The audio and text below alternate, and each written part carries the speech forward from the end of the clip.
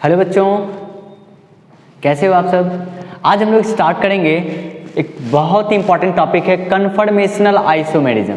ठीक है, conformational isomerism जो होते हैं वो स्टीरियो आइसोमेरिज्म के टाइप्स होते हैं बेटा। ठीक है, पहला टाइप क्या है आइसोमेरिज्म का? स्ट्रक्चरल आइसोमेरिज्म, दूसरा स्टीरियो आइसोमेरिज्म। और उस स्टीरियो आइसोमेरिज्म में हम लोग बात करेंगे स्टीरियो आइसोमेरिज्म के टाइप्स का, जिसमें पहला टाइप क्या है बच्चे?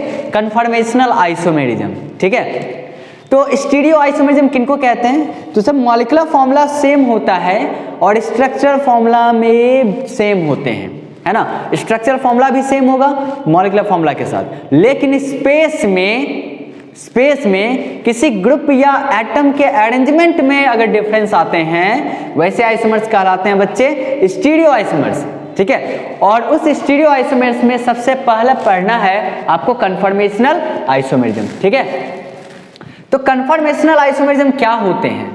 यहां हमने इसको नोट करा है कि the infinite number of form possible due to free rotation being possible across a single bond mainly carbon carbon is known as conformer या rotamers and this whole phenomena is known as conformational isomerism।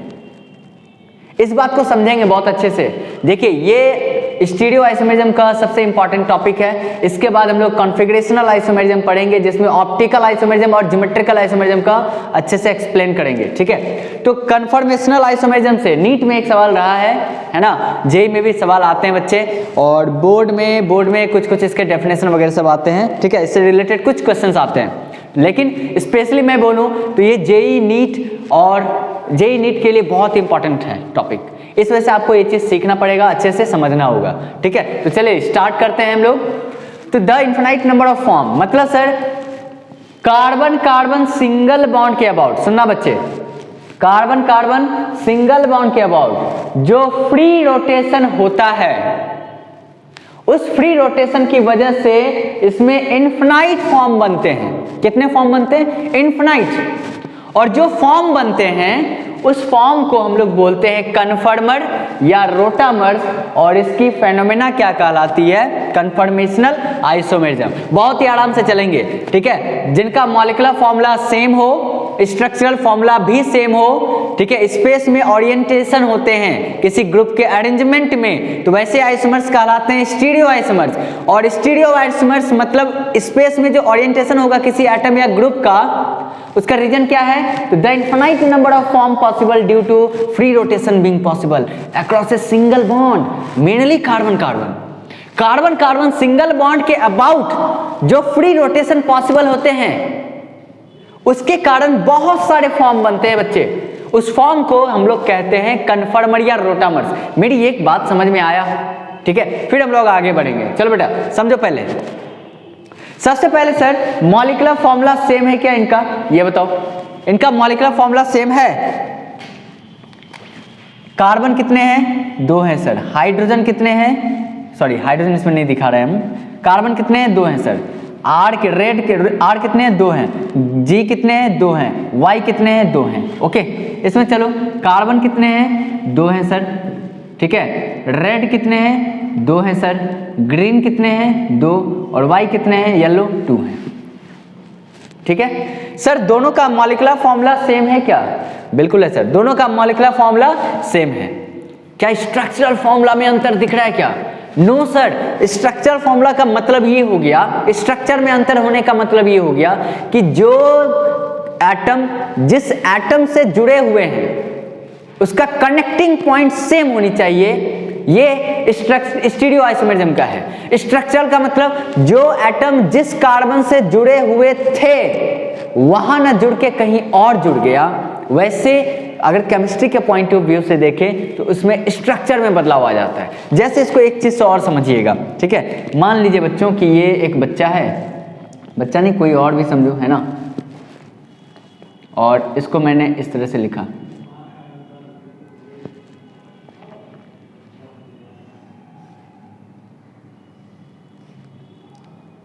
ठीक है,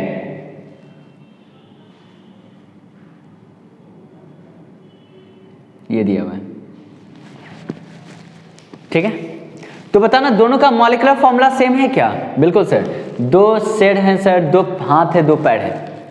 और आपको इसमें check करना, देखना sir ये मान लो शोल्डर है आपका, ये शोल्डर है, लेफ्ट हैंड राइट हैंड वो हो गया, लेफ्ट हैंड ये हो गया, है ना। ऐसा नहीं लग रहा है कि इस साइड का हाथ हटाकर, काट कर, समझो इसके हैंड को हमने काट दिया और हमने राइट वाले शोल्डर पे उसको ऐड कर दिया। तो अगर केमिस्ट्री के पॉइंट ऑफ व्यू से देखा जाए इन दोनों बच्चों को, क्या चीज में डिफरेंस आ रहे हैं, तो स्ट्रक्चर में डिफरेंस आ रहे हैं, स्ट्रक्चर में डिफरेंस आ रहे हैं, इस वजह से कहलाएगा स्ट्रक्चरल आइसोमर्स, है ना। लेकिन लेकिन लेकिन लेकिन अगर मैं कहूं ऐसा है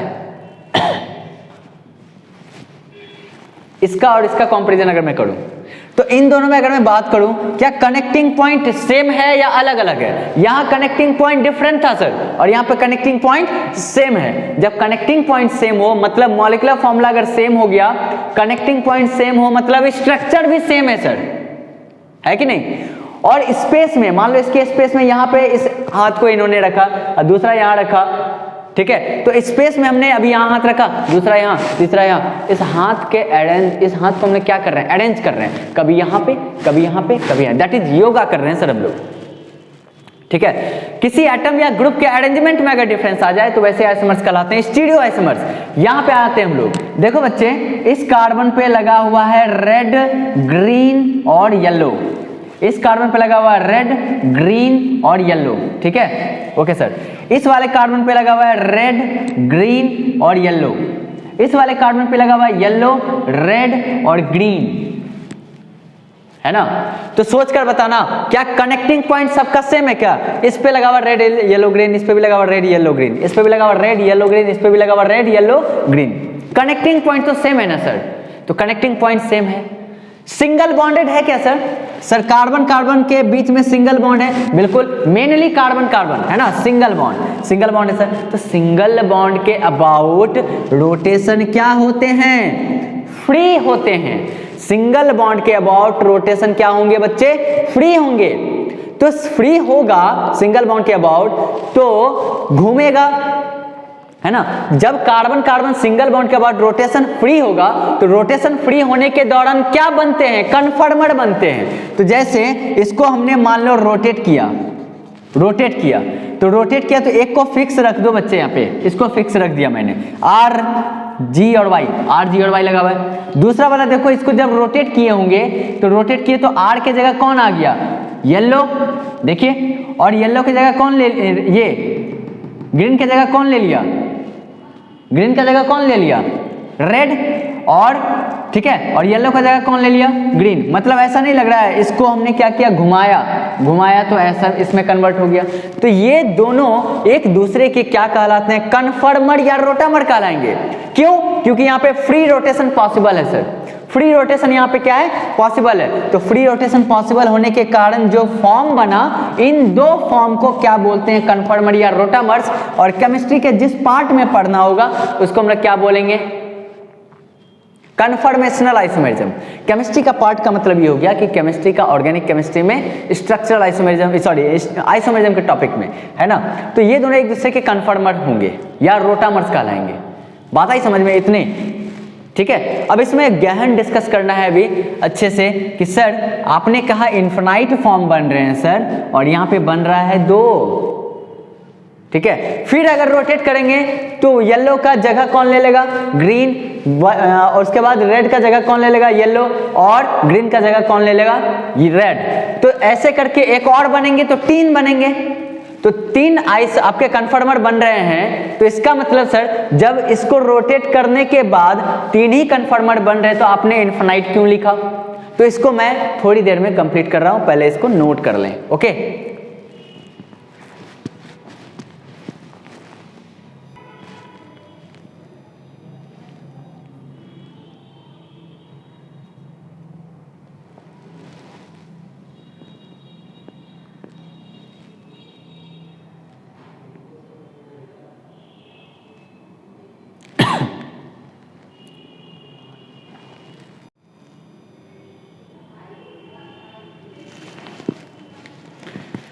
चलो बच्चों, अब हम लोग आते हैं कन्फर्मेशनल आइसोमेरिज्म में। सर आपने जो इन्फिनाइट लिखाया है ना, उसका थोड़ा सा मतलब समझा दीजिए, क्योंकि देखो सबसे पहले इसको समझो, इसमें ब्लैक समझना कार्बन है और रेड समझना रेड है और येलो समझना येलो और ग्रीन समझना ग्रीन है, ठीक है। चलो देखते हैं हम लोग। बेटा एक बात बताओ, इस कार्बन पे, इस वाले कार्बन पे क्या क्या लगा हुआ है सर? एक रेड लगा हुआ है, अब पीछे पीछे क्या लगा हुआ है? ग्रीन और सामने येलो, है ना। नेक्स्ट वाले कार्बन पे रेड, ग्रीन और येलो, ये लगा हुआ है ना, ठीक है सर।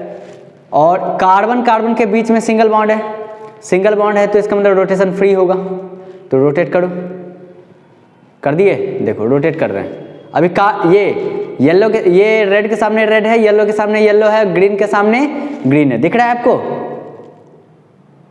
बताओ, सुनो सर, अब इसको क्या करना, आप घुमा दीजिए, रोटेट कीजिए सर। अभी रेड के सामने कौन आ गया? येलो आ गया। ग्रीन के सामने, ये येलो के सामने ग्रीन आ गया और ग्रीन के सामने रेड आ गया, यही है ना। तो अब इसको यहां नोट करें, एक तो फिक्स है रेड, ग्रीन, येलो। अब देखो इस कार्बन पे येलो, रेड, ग्रीन, बताओ कोई दिक्कत? समझ में आया इतना? ठीक है सर। इसको आपने सर रोटेट किया, क्यों? क्योंकि सिंगल बॉन्ड था सर, इस वजह से ये रोटेट किया, ठीक है। अब क्यों है, क्यों ऐसा हुआ, इसको हम लोग एक्सप्लेन करेंगे अच्छे से। तो ये चीज समझ में आया, इसको इसमें कन्वर्ट किए। सर एक बार और कन्वर्ट कीजिए ना, अच्छा लगेगा, कर दो। अभी रेड के सामने कौन आ गया? ग्रीन, येलो के सामने रेड और ग्रीन के सामने येलो आ गया। इसको फिर नोट कर लें, एक तो फिक्स है रेड, दूसरा ग्रीन, येलो, फिर ग्रीन आ गया, येलो आ गया, फिर रेड आ गया। बोलो चलेगा? उस साइड दिख रहा है क्या? एक सेकेंड, हाँ जी, कोई दिक्कत? तो सर आपने अभी रेड के सामने रेड, ग्रीन के सामने, रेड के सामने आपका येलो, फिर रेड के सामने आपका ग्रीन आ गया, कोई दिक्कत नहीं सर। एक, दो, तीन, तीन ही ना कन्फर्मर बन रहे हैं सर, तो आपने इन्फिनाइट क्यों लिखा? ठीक है, तो यहां पे बच्चे ये अगर 1 है, मान लो ये अगर 2 है और ये अगर 3 है, तो सिंगल बॉन्ड है, सिंगल बॉन्ड के बाद रोटेशन फ्री है, रोटेशन फ्री है तो ये क्या किया? मूव किया, है ना, मूव करते जा रहे करते जा रहे। तो आपसे अगर हम पूछे 1 और 2 में क्या रिलेशन है, तो क्या चीज का रिलेशन है? तो कन्फर्मर है, ये दोनों एक दूसरे का क्या है? कन्फर्मर। 1 और 3 में क्या रिलेशन है? क्या बोलेंगे? ये भी आपके एक दूसरे के कन्फर्मर हैं। अच्छा बेटा 2 और 3 में क्या रिलेशन है? दूसरा और तीसरा वही मूव किया है तो एक दूसरे का क्या कहलाएगा? कन्फर्मर कहलाएगा। बोलो ना, चलेगा? ठीक है सर, ये आप कह रहे हो सर यहाँ पे इन्फिनाइट फॉर्म बनता है, इसको समझते हैं अच्छे से पहले, उसके बाद। सबसे पहले बच्चे आपने कार्बन का जो बॉन्ड है, ये कार्बन की जो बॉन्ड है, इस बॉन्ड का एंगल 109 डिग्री 28 मिनट होता है।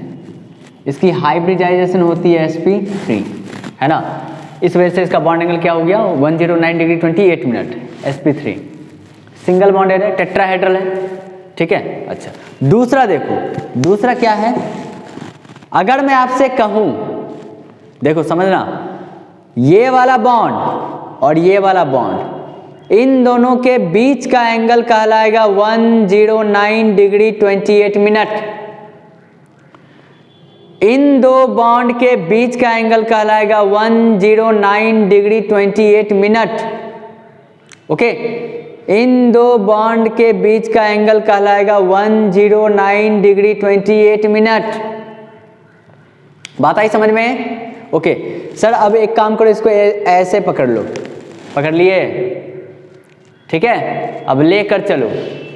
बच्चे एक बात बताना, क्या ये वाला जो बॉन्ड आपकी ओर दिख रहा है, 3D में है कि नहीं है, 3D मॉलिक्यूल हुआ कि नहीं। एक्चुअली ये मॉलिक्यूल 3D है। क्या ये प्लेन पर है सब, क्या ये प्लेन पर है? नहीं है सर। प्लेन पर है, on the plane on the board है? नहीं है सर, प्लेन के बाहर है सर, है ना। तो आप सोचना जल्दी से, हमने इसको ऐसे पकड़ लिया। बेटा एक बात बताओ, इन दोनों के बीच का एंगल 120 दिख रहा है, इन दोनों के बीच का एंगल 120 दिख रहा है, इन दोनों के बीच का एंगल 120। तो अगर आप इसको रोटेट करोगे तो रोटेशन 0 से लेकर कहां तक होगा? 360 तक। बोलो ना, कंप्लीट रोटेशन होगा ना 360, बोलो। वही बात है यहां पे।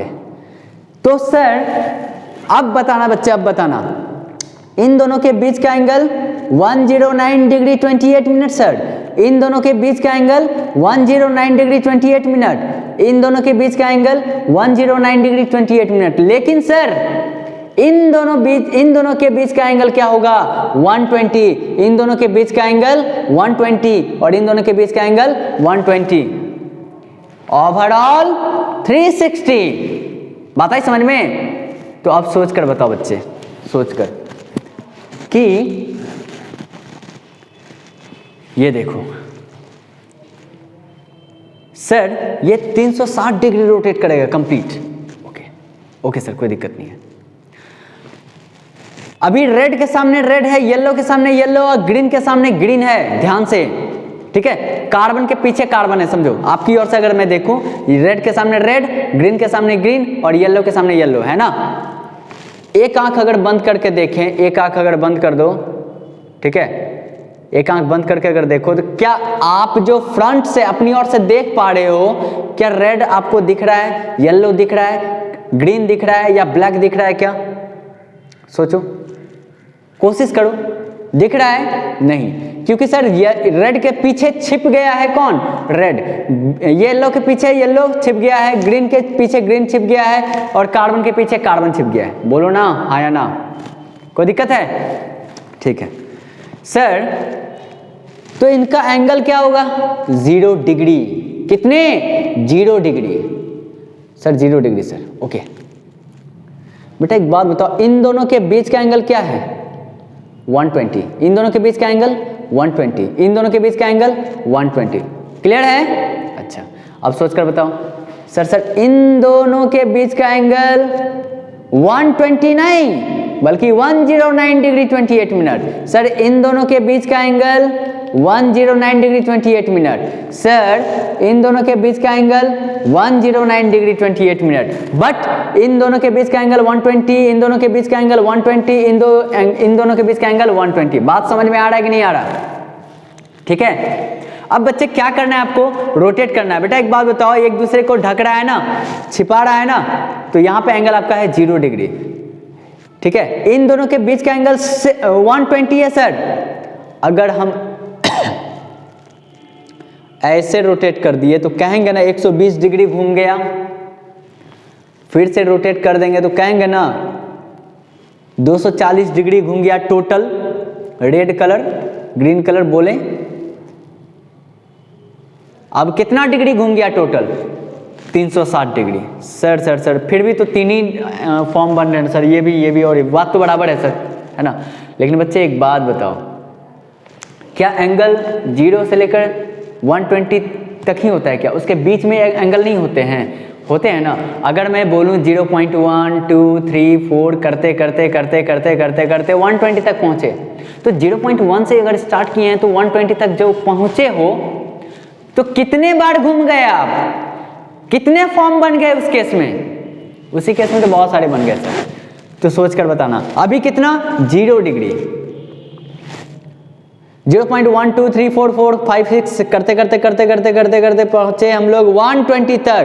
तो यहां से यहां आने में 120 आने में तो बहुत सारे कन्फर्मर बन गए सर, बहुत सारे इसके फॉर्म बन गए। फिर 120 से लेकर 240 तक जो पहुंच रहे हैं इसमें भी बहुत सारे बन गए सर। कंप्लीट रोटेशन कर लिए सर 360। तो 360 आते आते तो बहुत सारे कन्फर्मर बन जाएंगे ना बच्चे, बताइए।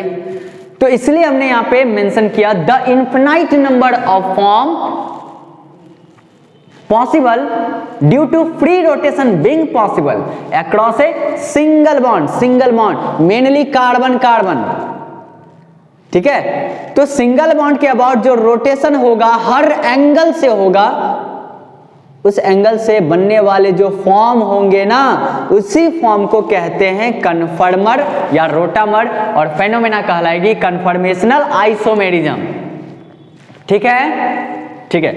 अब सुनिए सर, यहां से आगे बात करते हैं। बच्चे एक बात बताओ सर, ये घुमा क्यों घुमा भाई? सिंगल बॉन्ड है सर, तो सिंगल बॉन्ड होगा तो घूम जाएगा। हाँ सर, आप ही तो बताए सर, सिंगल बॉन्ड के अबाउट रोटेशन फ्री होता है, इस वजह से घूम गया, है ना। लेकिन बात को समझने की कोशिश करना, ठीक है। एक बात बताना बच्चे, हवा एयर जो है आपके, है ना, एनवायरनमेंट में पत्ते हिलते हैं ना, जाके मुंह से एयर निकाले क्या, उसके फूके क्या उस पर? नहीं ना सर, रूम टेम्परेचर पे भी टेम्परेचर होता है। रूम टेम्परेचर नाम का भी कोई एक टेम्परेचर होता है, और उस टेम्परेचर में भी कोई एक एनर्जी होती है। बोलो, तो रूम टेम्परेचर नाम का जो एक टेम्परेचर है, जो भी आपके टेम्परेचर है रूम टेम्परेचर, ठीक है, उस टेम्परेचर पर सिंगल बॉन्ड इजिली रोटेट कर जाता है। सिंगल बॉन्ड इजिली रोटेट कर जाता है। ठीक है, अब रोटेट करने, देखो सिंगल बॉन्ड है सर, सिंगल बॉन्ड के अबाउट रोटेशन फ्री है। अब इसको रोटेट करने के लिए एनर्जी चाहिए। रूम टेम्परेचर भी एक टेम्परेचर है, उसी टेम्परेचर पे ये घूम गया, है ना। अच्छा सर, घूम रहा है ना। तो इतना क्लियर हुआ, ये चीज समझ में आया कि रूम टेम्परेचर पे सिंगल बॉन्ड के अबाउट जो रोटेशन होता है वो क्या होते हैं? फ्री होते हैं, है ना। इसको घुमाने के लिए हमको एक्स्ट्रा एनर्जी नहीं देनी पड़ेगी, वो रूम टेम्परेचर पे अवेलेबल होती है। पहली बात क्लियर हुआ, ठीक है। तो लिख सकते हैं ना इस चीज को कि फ्री रोटेशन पॉसिबल, है ना। Carbon carbon mainly single bond के अबाउट रोटेशन क्या होते हैं? फ्री होते हैं। अब रोटेशन फ्री होते हैं, इसके लिए एक रीजन क्या है कि रूम टेम्परेचर पे उतनी एनर्जी अवेलेबल होती है, उस एनर्जी पे सिंगल बॉन्ड के अबाउट रोटेशन इजीली फ्री हो जाते हैं। ठीक है, ओके सर। अच्छा सर, एक बात बताइए, अगर मान लीजिए हम कहें आपको कि हम डबल बॉन्ड ले आते हैं सर, डबल बॉन्ड, तो क्या ये कार्बन कार्बन डबल बॉन्ड दिख रहा है? तो डबल बॉन्ड के अबाउट रोटेशन फ्री होगा बच्चे? देखो घूम ही नहीं रहा है, रोटेशन फ्री नहीं होगा सर। इसका मतलब इसमें हमको एनर्जी देना पड़ेगा, इसमें। तो एनर्जी देंगे तो ये टूटेगा, तब ये सिंगल बॉन्ड में कन्वर्ट होगा, है ना। लेकिन कन्फर्मेशनल की मेन कहानी कहां है? तो रूम टेम्परेचर पर सिंगल बॉन्ड के अबाउट रोटेशन फ्री होता है ना। तो ये तो ऑलरेडी डबल बॉन्ड है, इसमें अपने को एनर्जी देना पड़ेगा। क्या कन्फर्मेशनल आइसोमेरिज्म में ये मान्य है? क्या नहीं है।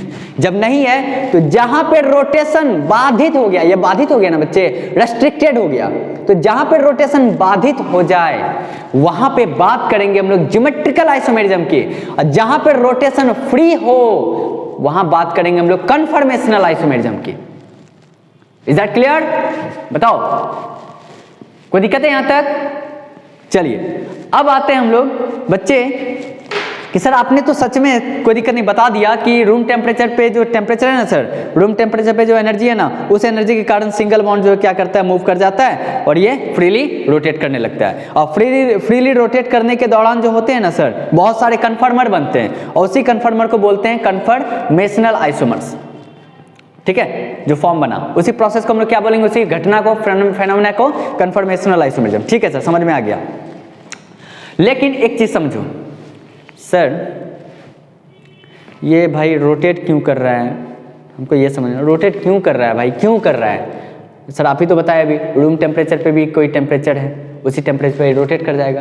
अच्छा, इसको एक और अच्छे से एक्सप्लेन करते हैं। देखो बच्चे, रूम टेम्परेचर तो चाहिए ही चाहिए, तभी ये रोटेट हो पाएगा।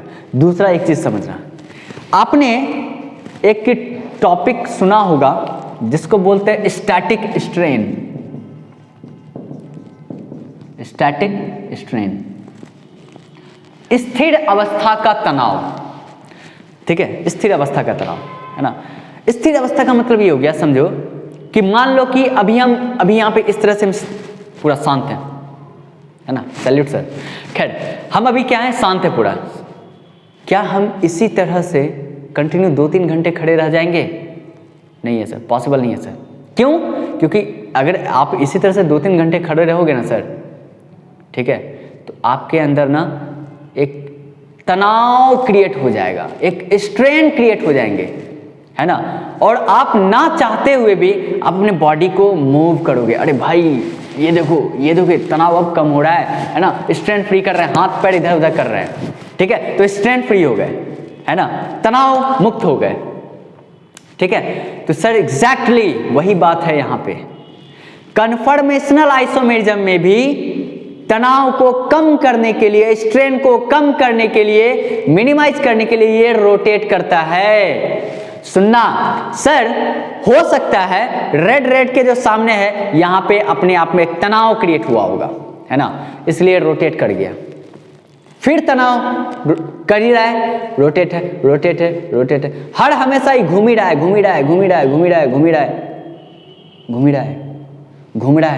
कंप्लीट घूम रहा है। कभी रुक रहा है क्या? नहीं। अगर तनाव की बात नहीं होती, सुनो, कई बच्चे क्या कहते हैं सर, स्टेबल होने के लिए घूमता है सर, स्टेबल होने के लिए।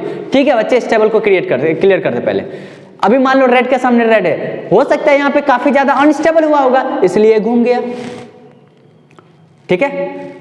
सर रेड के सामने अभी आ गया येलो, हो सकता है ये भी ज्यादा स्ट्रेन क्रिएट किया होगा, अनस्टेबल रहा होगा इसलिए ये घूम गया, ठीक है। बात आई समझ में? सर यहाँ ये भी ग्रुप है सर, ये भी ग्रुप है, हो सकता है यहाँ भी अनस्टेबल रहा होगा इस वजह से ये घूम गया, है ना। घूम ही रहा है सर, ये घूम ही रहा है, ये हमेशा घुमंतु भटिया है, घूम रहा है, ठीक है। अगर स्टेबिलिटी की बात होती ना बेटा, तो ये घूम के घूमर रहे नहीं, बल्कि घूम के यहाँ पे आके रुक जाता, ये यहाँ आके रुक जाता। क्या ये रुक रहा है क्या? ना सर ना, ये घूम रहा है, घूमता जा रहा है, ठीक है, रोटेट करता जा रहा है, ठीक है। तो क्या करने के लिए? तो अपने स्ट्रेन को मिनिमाइज करने के लिए, अपने तनाव को कम करने के लिए, कोई भी चीज स्थिर अवस्था में एक स्ट्रेन क्रिएट करता है, उसी स्ट्रेन को मिनिमाइज करने के लिए आप अपनी बॉडी को इधर उधर करते होंगे, है ना। आप अपनी बॉडी को, हो सकता है कोई बच्चा कंटिन्यू 5 घंटे से मैथ बनाया जा रहा है, क्या आप उसी पोज में 5 घंटे तक मैथ बनाओगे, 1 घंटे तक मैथ बनाओगे? क्या अपनी बॉडी को मिनिमाइज नहीं करोगे क्या इधर उधर? आप अपने आपके अंदर जो स्ट्रेन क्रिएट होगा, तनाव क्रिएट होगा, उस तनाव को कम करोगे नहीं करोगे? करेंगे ना? बिल्कुल करेंगे सर, ठीक है, बिल्कुल। चल, तो यहां पे आपको एक चीज क्लियर हो गया कि सर कन्फर्मेशनल आइसोमेरिज्म के पीछे की जो कहानी है वो क्या है? स्टैटिक स्ट्रेन को मिनिमाइज करना, और रूम टेम्परेचर पे एनर्जी उतनी अवेलेबल होती है, ठीक है, जिस वजह से ये कार्बन कार्बन सिंगल बॉन्ड के अबाउट रोटेशन फ्री कर सकता है, रोटेट कर सकता है। कोई दिक्कत है? लेकिन सर डबल बॉन्ड के अबाउट उतनी एनर्जी प्रेजेंट नहीं है, ठीक है, जो इसको रोटेट कर सके। यहां पे रोटेशन बाधित है, रेस्ट्रिक्टेड है, इस वजह से ये रोटेट नहीं कर पाएगा, क्योंकि रूम टेम्परेचर पे उतनी एनर्जी अवेलेबल नहीं है जितनी इस डबल बॉन्ड को तोड़ने में लगेगा, ठीक है, इसको एक्स्ट्रा एनर्जी देनी पड़ेगी। बात आई समझ में? तो ठीक है, हम इस पॉइंट को लिख देते हैं, पहले इनको नोट करें।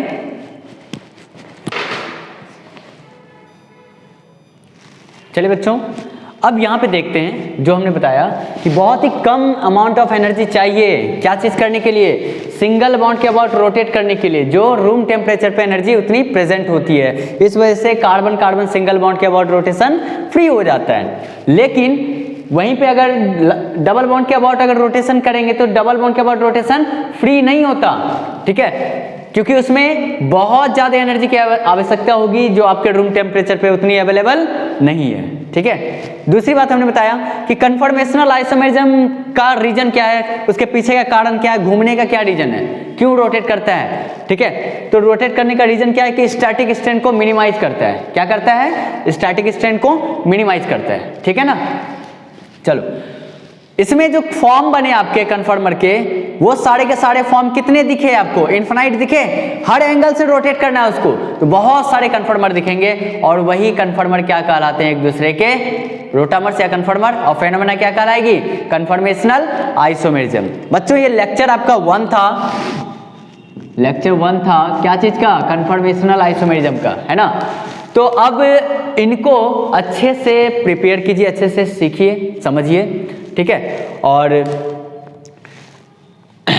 ठीक है, तो फिर हम लोग मिलते हैं अगली टॉपिक में लेक्चर 2 में, है ना। चलिए, थैंक यू।